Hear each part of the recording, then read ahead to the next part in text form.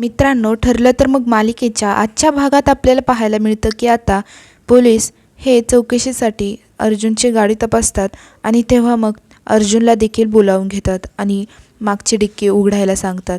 तर अर्जुन उघडून दाखवतो आणि म्हणतो बघा. तर मग तेव्हा अर्जुन स्वतः बघतो तर त्याला खूप मोठा धक्का बसतो की त्यात शांताचा खून करून ठेवलेला तिचा मृतदेह सापडतो. तर मग तेव्हा आता पोलीस त्याच्यावर बंदूक रोखून म्हणतात की अर्जुन सुभेदार, यू आर अंडर अरेस्ट. आणि मग तेव्हा आता त्याला ते पकडून जेलमध्ये नेत असतात.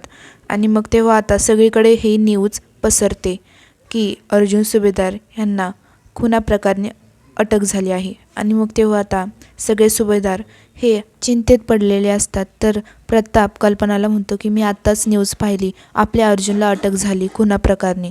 आणि मग तेव्हा आता किल्लेदार फॅमिली देखील आता सुभेदारांच्या घरी आलेले असते आणि ते देखील तेच चर्चा करत असतात की नक्की कशी काय अटक झाली. आणि तेव्हा आता सायलीही जिन्यावरून खाली उतरून येत असते.